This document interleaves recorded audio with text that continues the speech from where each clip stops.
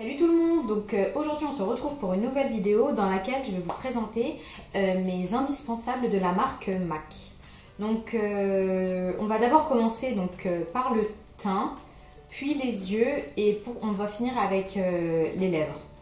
Donc concernant les produits MAC ne sont pas donnés.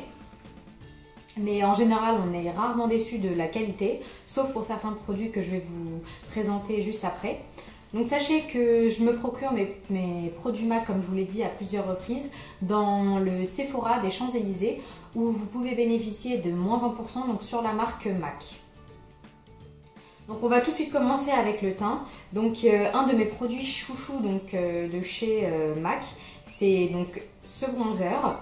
Un Mineralized Skin Finish en teinte Give Me Sun. Donc je vous dis tout de suite que ce bronzer ne conviendra pas à tout le monde. Il est un peu foncé, même très orangé, donc il ne conviendra vraiment pas du tout à celles qui ont la peau claire. Pour celles qui ont la peau claire, vous pouvez utiliser donc une Mineralized Skin Finish en medium dark.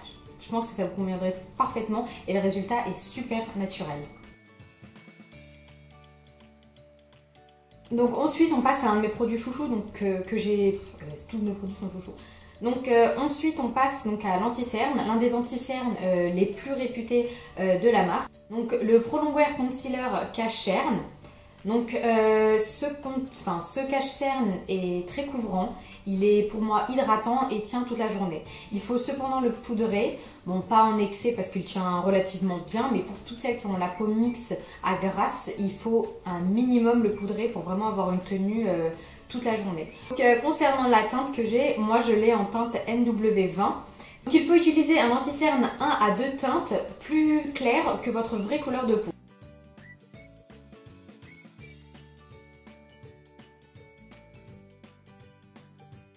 Donc concernant les illuminateurs chez MAC, on a différents types d'illuminateurs, donc ceux de la collection permanente.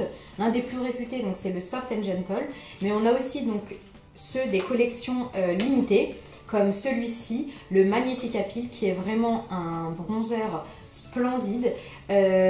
Si vous avez la possibilité d'acheter un illuminateur dans le format extra dimension, donc comme celui-ci, je vous les conseille vivement. La texture est vraiment top, l'application est bonne et il n'y a aucune paillette. Donc c'est vraiment de l'illumination pure et dure sans aucune paillette. Donc pour celles qui n'aiment pas les paillettes, je vous conseille aussi.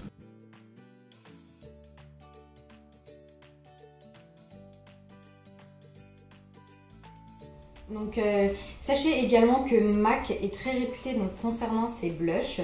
Donc l'un de mes blushs favoris que l'on peut utiliser avec tout et tout le temps, c'est le blush Melba de chez MAC, qui est vraiment extra. Et ça, c'est quitte à choisir parmi tous mes blushs, ça serait celui que je garderais. Il est vraiment extra et on peut l'utiliser tout le temps. Donc on passe maintenant aux yeux, avec les Paint Pot. Donc aussi réputés, ce sont des bases. J'ai ici la teinte Soft. J'ai donc ici la teinte Soft Ochre que j'utilise avant d'appliquer mes fards à paupières. Ce produit est bien seulement pour unifier la paupière. Pour celles qui ont vraiment les paupières super grasses, je vous conseille d'utiliser d'abord une base, parce que celui-ci seul, pour celles qui ont les paupières grasses comme moi, ne suffira pas. Celui-ci est vraiment bien seulement pour unifier la paupière. Donc concernant les crayons MAC, donc les High Call, la seule chose que je peux vous dire, c'est ne les achetez pas. Parce que on les paye relativement cher, je crois que c'est le même prix que ceux de chez Urban Decay. Et la qualité est tout simplement nullissime pour celles qui ont les yeux larmoyants. Donc moi, on va dire, un crayon comme ça, High Call, qui est censé être longue tenue, ne tient pas plus de 25 minutes sur moi. Donc un gâchis d'argent, donc je vous les déconseille vivement. Donc ensuite on passe au fard à paupières. Donc moi j'ai une assez grosse collection de fard à paupières, mais si ça sera à refaire, je vous le dis, je n'aurais sûrement pas acheté autant de fards. J'avoue que certains fards, je pourrais pas m'en séparer, comme le fard texture, celui-ci. Ou par exemple le fard Pro Uninterrupted.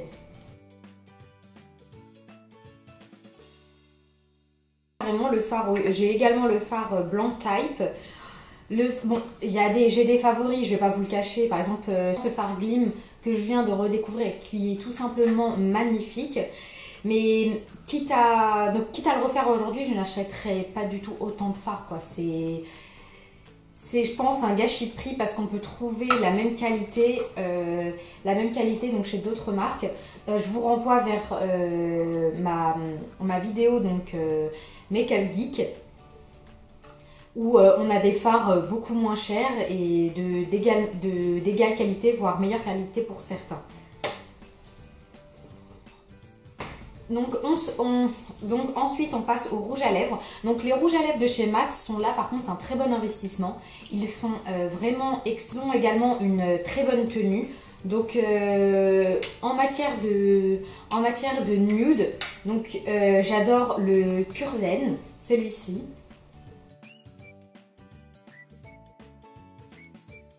Et donc le plus nude des nudes de chez MAC, le rouge à lèvres Miss, un satin qui est très sec, mais par contre qui est très couvrant.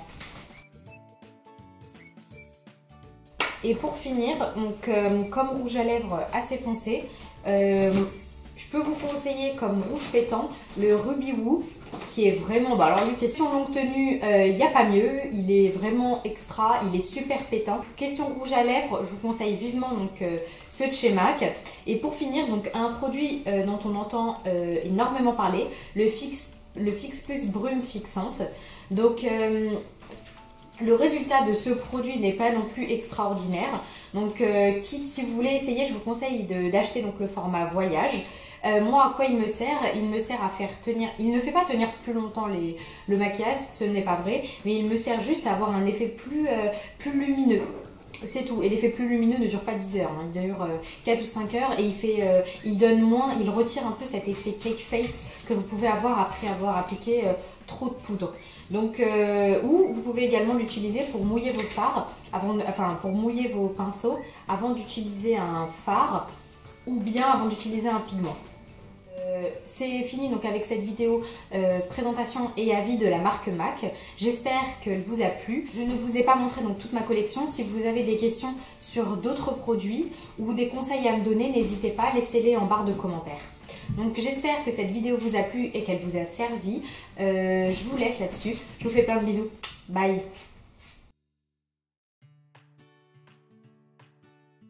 Le Pro Longwear Concealer Cache Cerne. Ouais, grave. Le MAC Pro Longwear Concealer Cache Cerne de chez MAC. Le MAC Pro Longwear. Bah c'est qui c'est pas mal. Son longue tenue, il n'y a pas mieux. Donc question longue tenue. Oh là là, hey, le Kleps, le mari, vous barrez. Donc donc Tissia, donc de la chaîne. Non, j'ai dit de la chaîne. J'ai pas dit de la chienne. Donc Tissia m'a conseillé également le Diva de chez MAC. Il faut utiliser donc un anti-cerne, un à deux têtes. Il faut utiliser un anti-cerne à... Oh là là, j'arrive pas à dire. Grave.